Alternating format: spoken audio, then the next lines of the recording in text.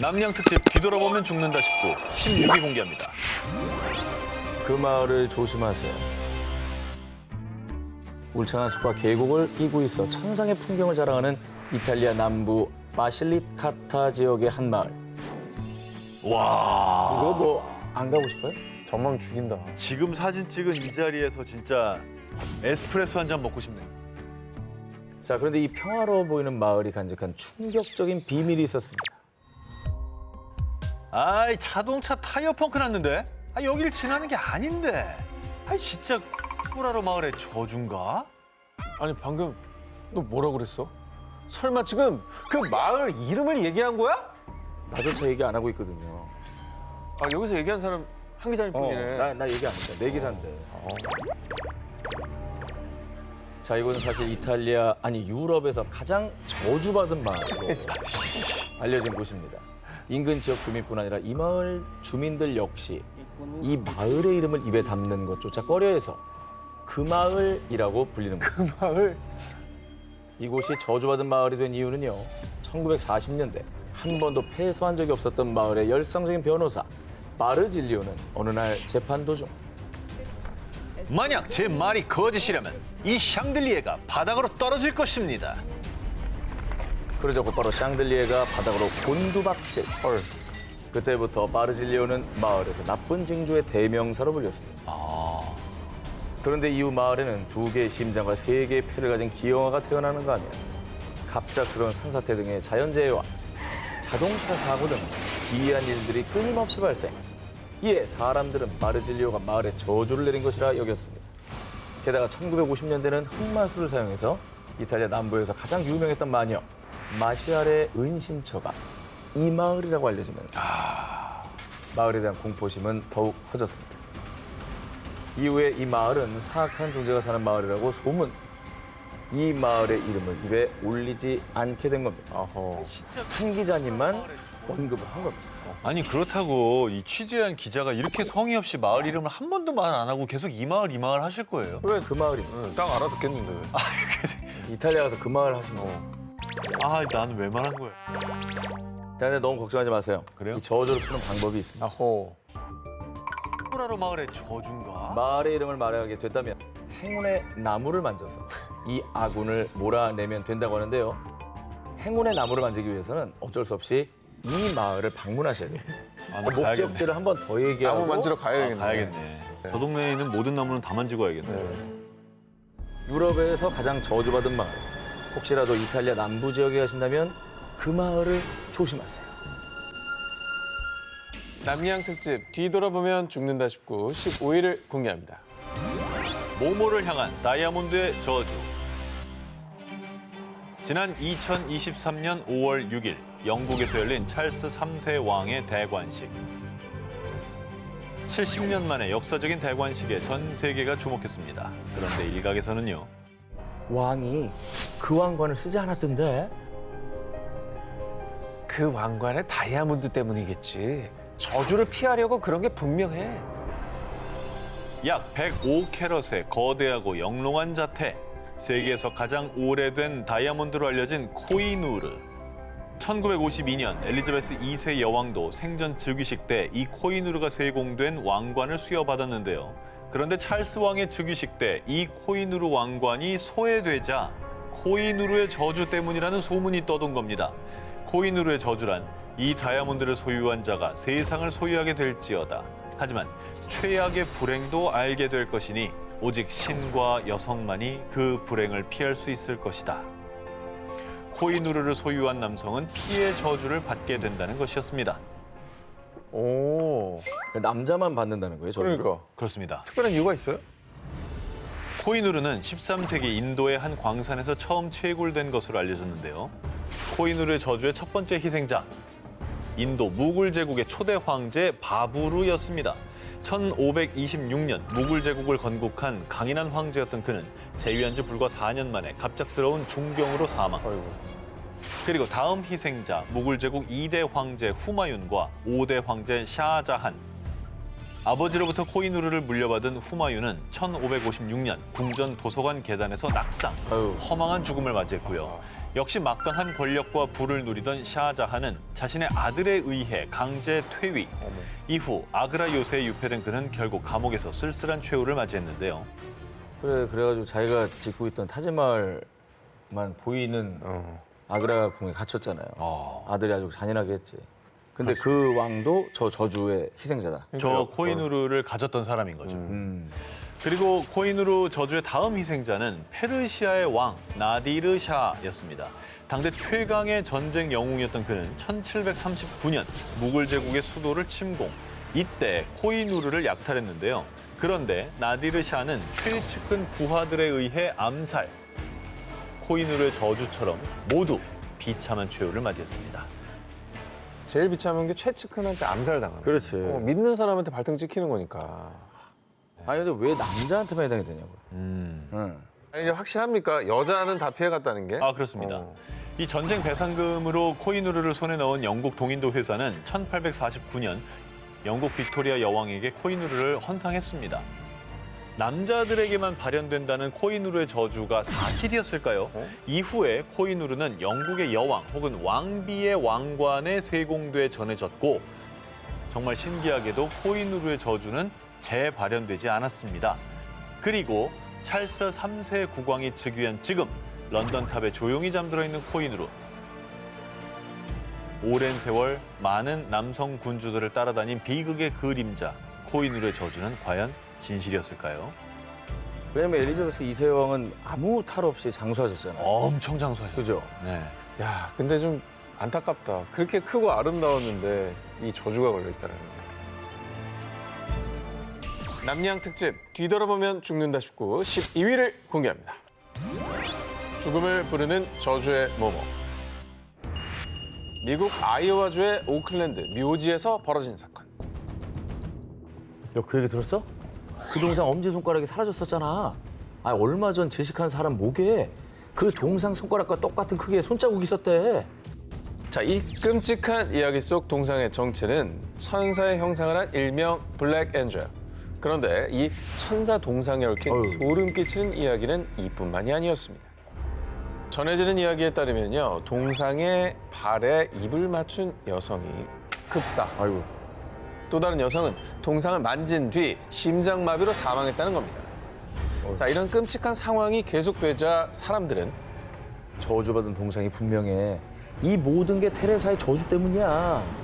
자, 하나같이 테레사가 동상에 저주를 내렸다며 두려움에 떨었습니다. 테레사가 누군데 동상을 통해서 저주를 내리는 거예요? 저주를 내리는 자 테레사는 1891년 이곳 아이오와에서 홀로 아들을 키우던 여성이었는데요. 뇌수막염을 앓던 아들을 지극정성으로 돌봤지만 결국 18살을 넘기지 못하고 사망한 아들. 슬픔에 쌓인 테레사는 따뜻한 위로를 건네던 니콜라스란 남성과 인연을 맺었고 그와 결혼해 행복한 나날을 보내는가 싶었지만 남편 니콜라스 또한 갑자기 사망. 그렇게 테레사는 남편을 아들이 묻힌 오클랜드 묘지에 함께 묻었고요. 테레사는 두 사람을 기리며 아름다운 금색의 천사 동상을 세웠습니다.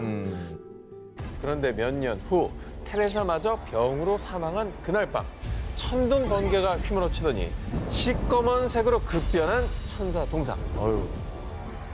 이후 천사 동상을 더럽히려 하거나 만지고 쳐다보기만 해도 각종 병과 사고, 심지어 죽음에까지 이른다는 끔찍한 저주의 전설이 퍼졌습니다. 근데 확실히 슬퍼 보인다. 근데 저 얼굴에 있는 저 선이 묘하게 눈물 자국 같지 않아요? 되게 유심히 보시네요. 많이 보지 말라 그랬는데. 아, 맞다. 보지 말라 그랬지. 다양한 저주에 많이 쌍으로 저주에 네, 걸리네. 네. 아니 근데 얼마나 삶이 고달프고 좀 힘들었으면 저 동상에 저주를 걸었을까 하는 마음도 있네요. 네. 손대면 저주가 깃드는 천사 동상. 정말 테레사가 동상에 걸어둔 저주일까요? 남양 특집 뒤돌아보면 죽는다 싶고 6위를 공개합니다. 교회를 지키는 모모들. 체코 보헤미아 지방의 작은 마을 루코바에 위치한 세인트 조지 교회. 약 700년간 자리를 지킨 이 교회는 일부 현지인들 사이에선 불길함의 상징으로 통한다는데요. 교회가? 아니, 교회가 불길한 건 좀 이상하지 않아요? 그러니까. 교회는 대부분 불길함을 없애줘야 되는 거 아니에요? 성스러운 곳이고. 그러니까. 사실 이 교회에서는 불미스러운 사건들이 끊이지 않았습니다. 먼저 1796년 교회에 큰 화재가 발생. 건물 대부분이 붕괴되는 등 큰 피해를 입기도 했고요. 자, 그리고 1968년 교회에서 장례식을 진행하던 도중 돌연 천장과 지붕 일부가 붕괴. 아이고. 이 교회는 저주를 받은 게 분명합니다. 교회에서 유령을 봤다는 사람들이 한둘이 아니라니까요. 흉흉한 소문들과 함께 사람들의 발길이 뚝 끊긴 교회는 점점 황폐해져 갔습니다. 자, 그렇게 버려진 교회. 하지만 언젠가부터 사람들이 다시 이 교회를 찾기 시작했다는데요. 그 이유는요. 이제는 그 교회를 지키며 밤이고 낮이고 간절히 기도를 올리는 32명의 독실한 신도들이 있기 때문입니다. 야, 저 신도들은 안 무섭나? 흰 천으로 얼굴을 푹 가린 채 미동 없는 신도들. 사실 진짜 사람이 아니라 영상입니다. 일명 유령 신도들인데요. 이 유령 신도들의 기도가 세인트 조지 교회에 깃든 저주를 막아준 때문일까요? 신도들의 동상이 놓인 이후 유령 신도들이 기도를 하는 기묘한 모습이 오히려 사람들의 관심을 끌어서요. 전 세계 신도들이 일부러 찾아오는 명소가 된 겁니다.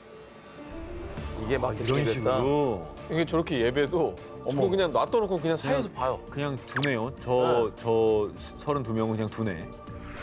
유령 신도들의 기도를 올리는 유령들의 교회. 하지만 그곳에 간다면 혹시 뒤에서 이상한 시선이 느껴진다 해도 절대 뒤돌아보지 마십시오. 아직 유령이 머물러 있을지도 모릅니다.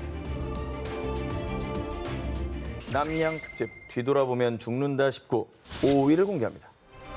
프로레슬링 선수 가족에게 깃든 저주. 자, 미국의 인기 프로레슬링 팀 멤버인 마샬 폰 에리와 로스 폰 에리. 그리고 지금은 은퇴한 여성 프로레슬러 레이시 본 에리. 이들의 공통점은 사촌지간이자 이들의 아버지들은 물론 할아버지 또한 프로레슬링 선수였다는 겁니다. 근데 또 저주라니까 저 집안에 뭔 일이 생겼을까 좀 무서워지는데요. 앞서 소개해드린 레슬러들의 할아버지는 철의 발톱이라 불리며 1960년대 미국을 장악했던 레슬링 스타 프리츠 폰 에리. 하지만 이 가족에게 깃든 기이한 수준의 비극 때문에 사람들은 폰 에리 패밀리를 향해 저주받은 프로 레슬러 가족이라고 부르는데요. 프리츠가 살아생전 겪어했던 저주, 바로 6 아들 중 5 아들의 비극적인 죽음을 지켜봐야 했다는 건데요.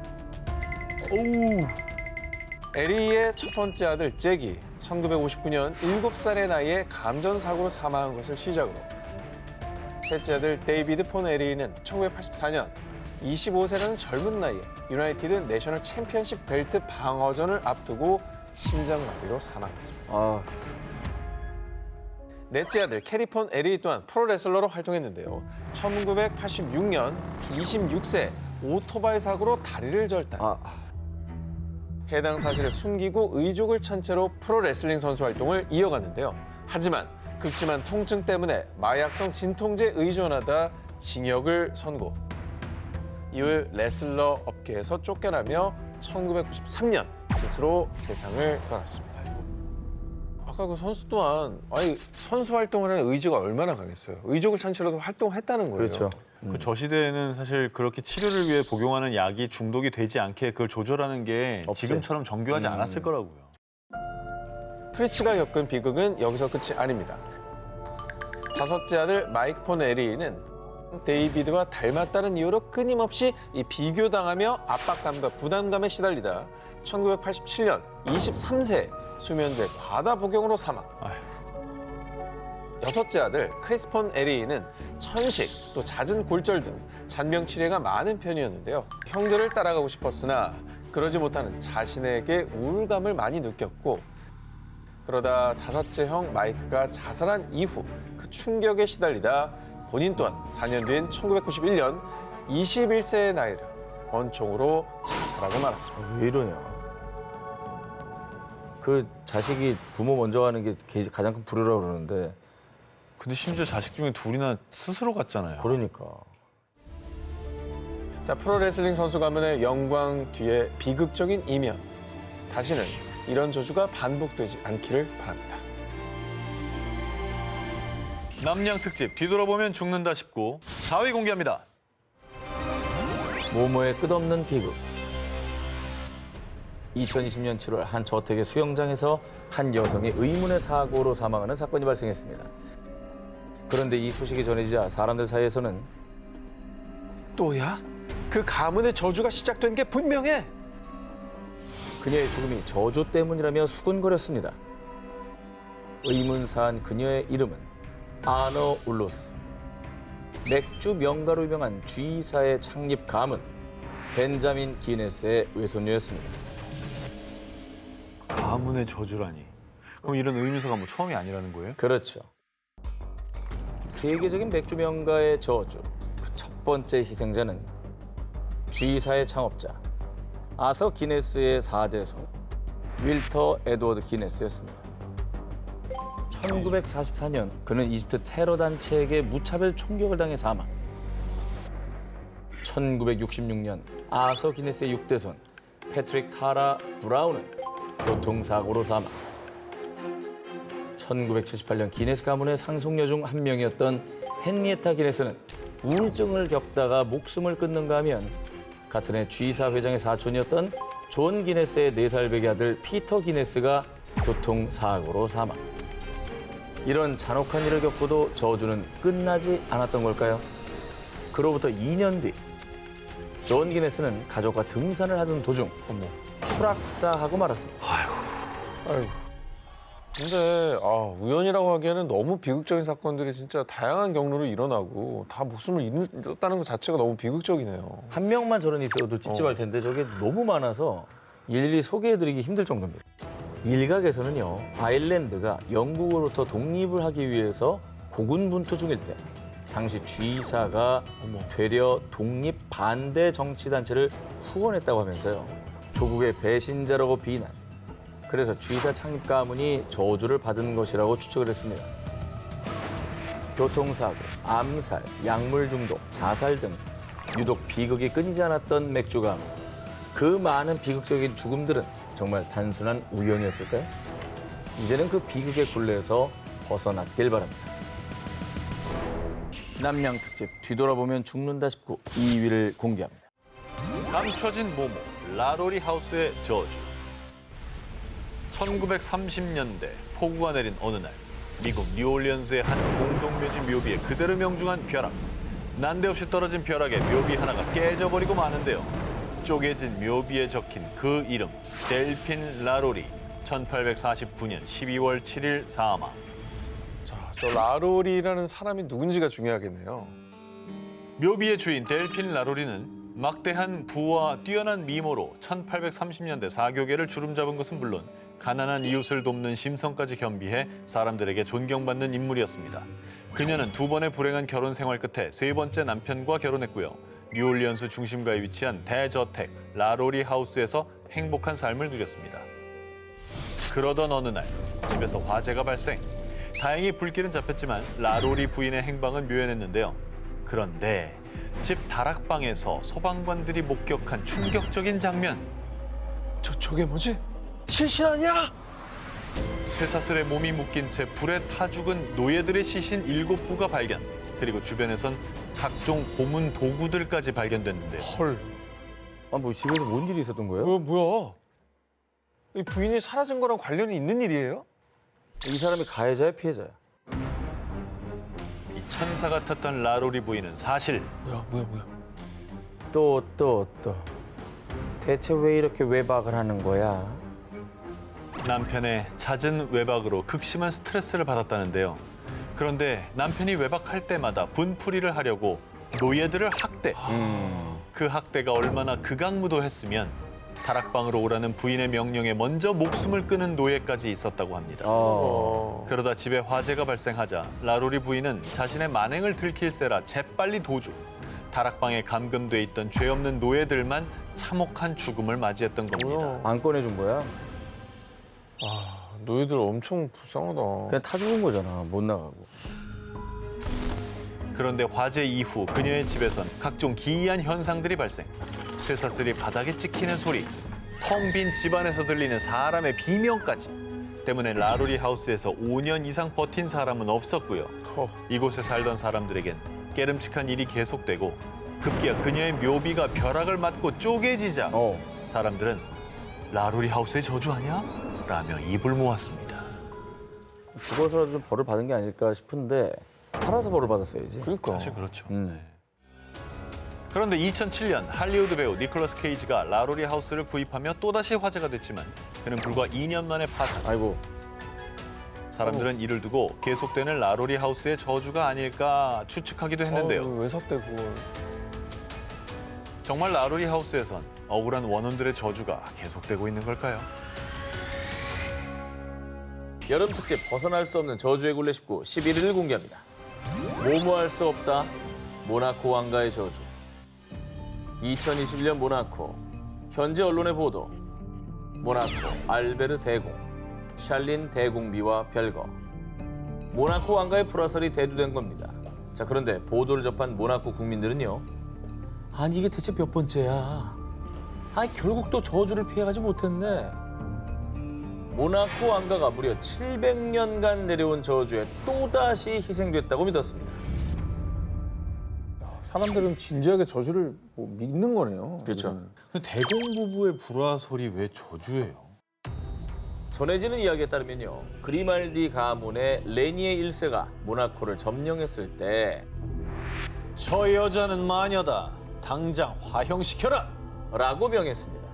그러자 그 마녀는 복수를 결심합니다. 크리말디 가문은 결코 결혼 생활에서 행복하지 못할 것이다. 레니에 1세와 그 후손들을 저주! 그렇게 현재 모나코를 통치하는 그리말디 가문, 모나코 왕가의 저주가 깃들기 시작했다는 것이죠. 와, 그냥 뭐 옛날 그냥 할머니 할아버지가 전해주는 구전대화 내용 아니에요? 동화 내용? 700년 전에 결혼 생활에 대한 저주를 했다는 것도 되게 놀랍다. 그렇죠. 아 근데 그게 뭐 기록이 남아 있습니까? 마녀나 저주에 대한 정확한 기록은 남아있지 않습니다. 하지만요, 마녀의 저주가 아니고서는 도저히 납득할 수 없을 만큼 모나코 왕가에는 유독 정말 이상하리만치 비극이 끊기질 않았습니다. 자, 우선 미국의 영화배우 그레이스 켈리와 세계의 결혼식을 올린 모나코의 레니에 3세 대공. 외국인과 결혼하면 안 된다라는 선조의 유언을 어겼기 때문에 저주가 본격적으로 실현됐다고 하는데요. 아이러니하게도 레니의 3세 대공 부부는 결혼 생활 동안 실제로 수차례 유산과 끊임없는 불화설로 힘든 시간을 보내야 했고 1982년 그레이스 켈리가 교통사고로 사망하며 결혼 생활은 비극으로 끝이 나게 됩니다. 그리고 대를 이어 내려온 저주. 레니의 3세 대공의 자녀들도 저주에 희생됐습니다. 장녀인 카롤린 공주는 프랑스 남성과 결혼했지만 남편의 불륜으로 2년 만에 이혼. 두 번째 남편은 결혼 6년 만에 모터보트 사고로 사망. 1999년에 결혼한 세 번째 남편은 폭행 사건으로 법정에 서는 등 구설수가 끊이지 않았는데요. 그리고 경호원과 결혼했던 차녀 스테파니 공주는 남편의 불륜 사진이 만천하에 공개되며 1년 만에 이혼. 두 번째 남편인 고개사와도 결혼 1년 만에 이혼했습니다. 뭐 아버지뿐만 아니라 자녀들까지 대를 이어서 이렇게 결혼 생활이 순탄치 않은 그러니까 불행한 이제 일들이 많았으니까 야 이거 진짜 저주 때문인가 생각이 들 법도 해요 정말.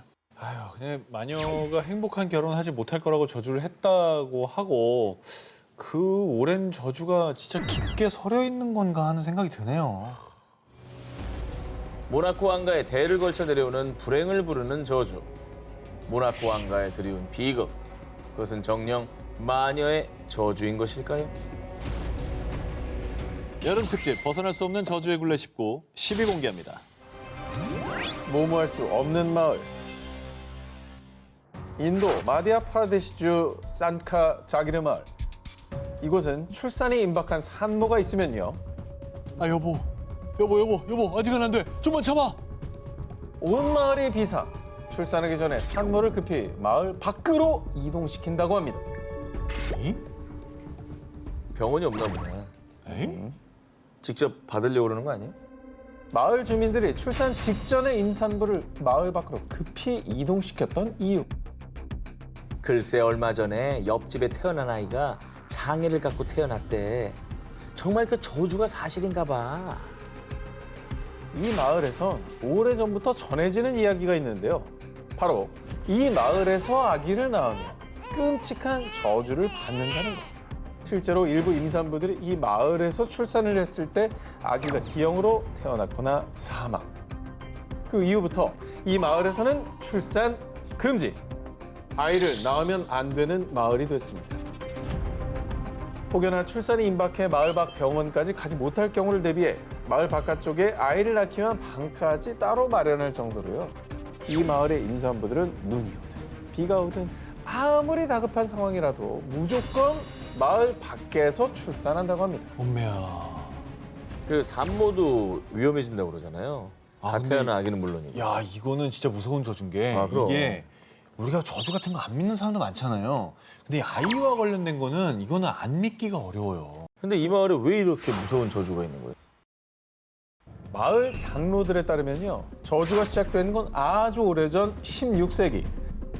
마을에 사원이 건축되고 있었을 때로 거슬러 올라갑니다. 당시 건축가는 신성한 사원을 짓고 있기 때문에 마을 주민에게 침묵하라고 지시했는데요. 그런데 한 여인이 이를 어기고 맷돌을 갈며 곡식을 빻기 시작. 사원 건축을 방해한 겁니다. 그러자 분노한 신들이 다시는 이 마을에서 아기의 울음소리를 듣지 못할 것이다. 이렇게 마을에 저주를 내렸다는데요.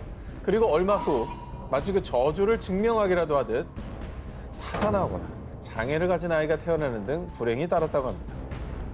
결국 그 저주를 직접 체감한 마을 주민들은 그 후로 그 저주를 더욱더 철석같이 믿게 됐고요. 자연스레 이 마을에서는 무려 400년 동안 아기가 태어나지 않았다고 합니다. 400년. 너무 슬프다. 여름 특집 벗어날 수 없는 저주의 굴레 19 8일을 공개합니다. 이루지 못한 모모의 저주. 2020년 10월 호주 퀸즐랜드. 37세 남성 셰넌 호프만이 계곡에서 수영을 하다가 익사하는 사건이 발생했습니다. 그런데 이 소식을 들은 일부 사람들은요. 그 남자도 저주를 받아 죽은 게 분명해. 남자는 거기 가면 절대 안 된다고. 이 저주는 그러면 남성 한정이군요. 여자는 가도 되고? 저주가 깃든 곳은 바빈다 볼더스의 한 계곡인 일명 악마의 수영장 데블스 풀. 이곳에서 수영을 하는 남성들은 저주로 인해 익사하고 맙니다. 왜 남자만? 아니 뭐 적어도 특별한 사연이 있습니까? 사연이 있죠. 전설에 따르면 과거 올라나라는 소녀가 이딘지 부족의 장로와 결혼했는데요. 하지만 이후에 다른 부족의 청년 디가와 금지된 사랑에 빠지고 말았습니다. 두 사람은 장로를 피해 이 계곡 데블스풀로 도망쳤지만 금세 장로에게 붙잡힌 디가. 이에 절망한 올라나는 그대로 계곡에 몸을 던져 목숨을 끊었다고 합니다. 이후 이 세상 모든 남자를 저주한다. 한 맺힌 올라나의 영혼이 계곡을 찾는 남성들의 목숨을 앗아가기 시작. 그렇게 계곡에 저주가 깃들며 이른바 데블스풀이라는 무서운 이름으로 불리게 됐습니다. 실제로 1979년 24세 피터 맥간 사망, 2004년 애들레이드 출신의 관광객 사망, 2008년 제임스 베넷 사망, 1950년대 이후 무려 19명이나 데블스풀에서 익사하고 말았습니다. 19명의 희생자 중 17명이 남성. 그리고 한 커플이 함께 데블스풀에 빠졌을 때도 여성만 생존. 남성은 끝내 목숨을 잃고 말았다고 합니다. 소름 끼치네요. 진짜. 저희 일방적으로 남자만 희생자가 많다는 거는 뭔가 있는 거죠, 사실. 그러니까요. 진짜 올라나가 이루지 못한 사랑 때문에 분노해서 그런 저주를 내린 걸 수도 있겠네요. 결국 끔찍한 저주가 깃든 데블스풀은 2008년 지방당국에 의해 출입 금지 구역으로 지정이 됐습니다. 인근 주민들 사이에서는요. 데블스쿨에서 올라나가 손을 뻗어서 남자들을 끌어당기는 걸 봤다고요. 잊을만 하면 올라나 목격담이 속출. 저주를 내린 올라나가 여전히 잃어버린 사랑을 찾기 위해 남성들을 죽음의 구렁텅이로 유혹한다고 믿는다 합니다. 여름 특집 벗어날 수 없는 저주의 굴레 19 7일 공개합니다. 주의! 그 집에 사는 위험한 뭐뭐? 잉글랜드 노샘턴에 거주하는 남성 미키 요크. 미키의 친구들과 가족들은 아니 너네 집에 자네 아직도 있어? 걔 저주 들린 게 분명하다니까. 라며 그의 집 방문을 꺼렸습니다. 자네 씨 누군데 저주를 들려다 그래요? 미키의 지인들이 입을 모아 저주 들렸다고 지목한 자넷은 바로 119년 된 인형이었습니다. 아 이런 건 좀 그래. 그럼 어쨌든 요 인형은 어떤 저주입니까? 2016년 인터넷을 통해 우연히 미국에 있던 인형의 존재를 알게 된 미키. 그런데 얼마면 되냐고요? 돈 필요 없습니다. 영국이라고 하셨죠? 배송비도 저희가 부담해서 특송으로 보내드릴게요. 이상하게도 인형의 원래 소유자가 사망하자 유족은 마치 이때다 싶듯 인형을 미키에게 떠넘겼습니다. 이후에 미키의 주장에 따르면 인형이 홀로 눈을 깜빡거리거나 분명히 선반에 올려놓은 인형이 바닥에 떨어지는 일이 한두 번이 아니었다고 합니다. 가만히 있는 인형도 뭐 그냥 넘어지기도 하잖아요. 어허. 근데 눈을 깜빡인 건 좀 이상하긴 한데. 어허. 저주 들린 인형과의 동거는 상상 그 이상이었습니다. 인형을 본 사람들, 같은 공간에 있던 사람들이 하나같이 나는 저 인형만 보면 심장이 아파. 라며 불쾌감과 신체 통증을 호소. 급기야 미키의 집에는 사람들의 발길마저 끊겼습니다. 인형이 집에 온 뒤로 이상한 일들이 일어나자 초자연 현상을 다루는 크리에이터였던 미키는 심령 측정 장비인 EVP를 통해 인형과 대화를 시도.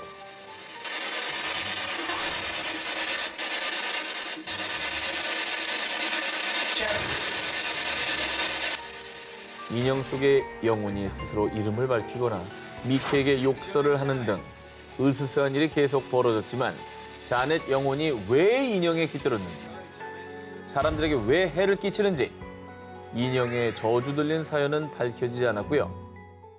일각에서는 미키의 주장일 뿐이라며 인형의 저주는 없다는 의견을 제기하기도 했습니다. 유독 그렇게 인형 관련 얘기가 그렇게 많은지 모르겠어요. 영혼이 깃들기가 참 좋잖아요. 사람 형상을 하고 있기 때문에. 아니 그 일단 인형이라도 100년을 넘게 있었다고 하면 좀 뭔가 영물 같잖아요. 그러니까 좀 무서운 것 같아요. 정말 인형에는 사람들에게 해를 끼치는 저주 들린 영혼이 깃든 걸까요? 아니면 그저 우연에 불과했던 것일까요? 여름 특집 벗어날 수 없는 저주의 굴레 19 6위를 공개합니다. 손대면 뭐뭐 받는 나무. 자, 이번 특종은 사진 먼저 공개하겠습니다. 멋지지 않습니까? 진짜 크다. 예, 멋지네요. 웅장하지 않습니까? 예, 어떻게 한번 이렇게 얼마나 큰지 한번 끌어안아 보고 싶고 또 기념 사진도 좀 올리고 싶고 그러지 않습니까?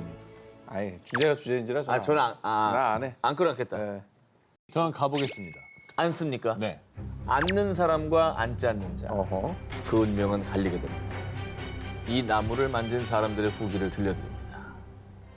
나무에 기댔더니 갑자기 코피가 났어요. 이거 봐. 이게 아, 좋은 게 있을 리가 있어 이 형이 말하는데. 나무에 손만 살짝 가져다 댔을 뿐인데 아니 손이 까맣게 변했어요. 이걸 추천했다고? 진짜 너무한다. 뭔데 손이 까맣게 변해? 저주 그 자체인 나무네. 아하. 예. 이 나무를 만진 자 화를 면치 못한다. 저주가 깃든 이 나무는 미국 뉴저지 서머셋 카운티에 있는 일명 악마의 나무입니다. 전해지는 얘기에 따르면 악마의 나무와 접촉한 사람들에게 의문의 사고가 발생. 나무에 오르려고 한 남자는 발목이 부러지는 사고를 당했고요. 나무에 가까이 다가가려고만 하면 정체불명의 트럭이 나타나 사람들에게 해코지를 하는 등 나무에 접근하는 것을 막는다고 합니다. 기묘한 건 이뿐이 아니었습니다. 이 악마의 나무 줄기와 돌은 이상하게도 유독 따뜻해서 겨울에도 이곳에만 눈이 쌓이지 않는다고 합니다. 와. 야, 그것도 신기하다. 나무 주위에만 눈이 안 쌓인다는 거. 그렇죠. 그거 진짜 신기하겠는데. 와. 진짜 뭐 영혼의 온기, 저주 때문일까? 저주에 대한 전설은 1920년대로 거슬러 올라갑니다. 인종차별이 심했던 당시 백인 우월주의를 표방했던 비밀 결사단체 KKK단이 이 지역에서 무고한 아프리카계 미국인들을 나무에 매달아 잔혹하게 학살. 이후 이 나무에는 한 많은 영혼들이 묶여 있어. 억울한 망자들의 저주가 깃들었고 나무에 접근하는 자들을 저주, 해코지를 한다고 합니다. 정말 슬픈 얘기네요. 그 인종차별로 인해 저런 저주가 있었다고 하니까. 그러니까 우리 눈에 안 보일 뿐이지 저기 많은 아프리카계 미국인들이 매달려 있는 거죠. 그러니까 얼마나 많은 슬픔이 있는 자리입니까, 저게. 하여튼 좀 안 좋은 거는 좀 치워버렸으면 좋겠어, 저런 거는. 치워버려라. 네. 악마의 나무에는 여러 차례 나무를 배려한 흔적이 남아 있지만은 나무를 배려던 사람은 사망, 사람은 사망. 취소하겠습니다. 예. 제 발언을 취소하겠습니다. 이에 사람들은 악마의 나무가 저주를 내렸다며 더더욱 공포에 떨었습니다. 자르지도 못해요. 그냥 근처도 가지 말아야겠네. 접근 금지네. 결국 이곳 주민들은 악마의 나무에 철조망을 두르고 사람들의 출입을 막고 있다고 합니다. 악마의 나무에 깃든 원혼의 저주, 부디 그 억울함을 달래고 저주가 사라지길 바랄 뿐입니다. 여름 특집 벗어날 수 없는 저주의 굴레 19 5일 공개합니다. 한설인 모모의 저주. 자, 두 기자님들, 요 서랍장 좀 어떻게 보시나요? 싫어요. 네. 저도 싫습니다. 네. 아유 싫어. 아, 너무 정말- 고급지지 않아요? 번쩍번쩍하는 앤틱풍에. 저 앤틱 싫어하고 저 모던 좋아합니다. 자, 만약 요 멋진 서랍장에 무시무시한 저주가 깃들어 있다면 어떨까요? 실제로 지금 보시는 요 서랍장의 저주 때문에 18명이 사망하거나 큰 불운을 겪었습니다. 서랍장에 얽힌 저주의 역사는 1830년경 미국 켄터키에서 시작됩니다. 당시 농장 대지주 제러마이아 그레이엄은 첫 아들의 출산을 앞두고 한 노예에게 서랍장을 만들라고 지시. 그런데 이 서랍장이 마음에 안 든다며 노예를 폭행해 숨지게 했는데요. 이 사건으로 평소 악독했던 그레이엄에게 앙심을 품은 노예들은 대대손손 씨를 말려버립시다. 라며 복수를 결심, 서랍장 안에 말린 올빼미의 피를 뿌리며 저주를 걸었습니다. 이 사실을 몰랐던 그레이엄은 아이의 옷을 서랍장에 보관. 어이구. 그런데 한설인 노예들의 저주가 통했던 건지 그의 아이가 사망하고 말았는데. 애는 무슨 죄냐고. 그러니까 나 그 마음은 너무 알겠고 그 아빠는 진짜 잘못했는데 애는 무슨 죄냐. 그렇습니다. 이후 서랍장의 두 번째 사용자가 된 그레이엄의 조카 역시 서랍장에 옷을 보관했는데 21번째 생일에 하인에게 흉기에 찔려 사망했고요. 이후 그레이엄 일가의 땅에 살던 세 번째 사용자인 이민자 부부에겐 어떤 일이 벌어졌느냐.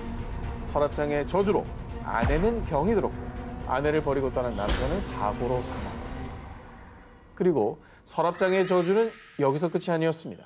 1909년엔 9번째 사용자 루시가 크리스마스를 맞아 아들을 위해 선물을 서랍장에 숨겼는데 아들이 그만 2차 사고로 숨져 선물을 전해줄 수 없었는데요. 저주가 있네요. 그러니까 서랍장에 뭘 넣으면 거기에 관련된 사람은 다 죽는 거 아니에요? 그렇습니다. 이후 1976년 서랍장은 켄터키 역사협회에 기증, 더 이상의 사용자 없이 보관 중이라 서랍장의 저주, 희생자도 더는 발생하지 않고 있습니다. 잠시 잠들어 있는 서랍장의 저주, 과연 저주는 이대로 끝난 걸까요? 여름 특집 벗어날 수 없는 저주의 굴레 19 2위를 공개합니다. 영화보다 오싹한 저주의 굴레. 한 가정집에서 발생하는 초자연 현상을 다룬 공포 영화 폴터가이스트. 개봉 직후 그해 흥행 8위를 기록하며 이후 6년간 3편의 시리즈가 나왔는데요. 그런데 영화가 제작되는 동안 끊이지 않는 사건, 사고들. 그 때문인지 이 영화는 저주받은 영화라고 불리기도 합니다. 아니 왜? 아니 뭐 굳이 뭐 저주에 걸린 영화라고까지 할 건 없잖아요. 아, 이 얘기를 모르시는군요, 전혀. 근데 사실 뭐 예전에 요즘 뭐 없는 것 같은데 음반 제작할 때 귀신 보면 뭐 대박 난다 이런 얘기 했잖아요. 뭐 그런 종류의 얘기 아니겠습니까? 폴터가이스트 영화에 얽힌 끔찍한 저주의 서막은 바로 출연자들의 잇따른 죽음. 폴터가이스트 1편에 출연했던 배우 도미니크 던은 영화 개봉 후 셰프로 일하던 연인 존 스위니와 이별. 이후 재회를 원하는 존을 거절했다가 그의 손에 살해당하는 끔찍한 비극을 겪게 됐고요. 어이구. 폴터가이스트 2편에 출연한 줄리안 백은 영화 개봉을 앞두고 위암으로 사망. 또 다른 배우 윌 샘슨 또한 촬영 후 신장 기능 약화로 사망. 안타까운 죽음이 반복됐습니다. 3편 역시 저주를 피해갈 수는 없었는데요. 3편 촬영이 끝난 후에는 시리즈 내내 폴터가이스트 걸이라는 별명을 얻었을 정도로 인기를 얻었던 아역 배우 헤더 오르크가 크론병으로 12세라는 어린 나이에 사망. 네. 폴터가이스트에 출연했던 무려 4명의 배우가 영화 촬영을 한 지 얼마 지나지 않아 사망한 겁니다. 한 영화에 출연했던 배우가 한 명만 사망해도 되게 불길한데 4명이 죽었다는 거잖아요. 그러니까요. 심지어 뭐 촬영 중에 뭐 개봉 전에 뭐 가리지 않고 사망한 걸 보면은 뭐 영화에 뭔가 기운이 안 좋았나 봐요. 왜 이런 현상을 영화로 다루느냐 뭐 이런 건가? 영화에 얽힌 수상한 일들은 그게 끝이 아니었습니다. 1편의 촬영지였던 집이 몇 년 후 지진으로 무너졌고요. 영화 속 유명한 장면이었던 수영장 씬에서 사용된 해골들이 실제 해골이라는 괴담부터 인형에게 목을 졸리는 장면을 촬영할 때 연기하던 배우가 실제로 목을 졸리는 느낌을 받는 등 의아한 일들이 계속돼 결국 엑소시즘 의식까지 치렀었다고 하는데요. 연이은 배우들의 죽음과 촬영장에서 벌어진 기이한 현상들, 정말 영화에 깃든 저주일까요?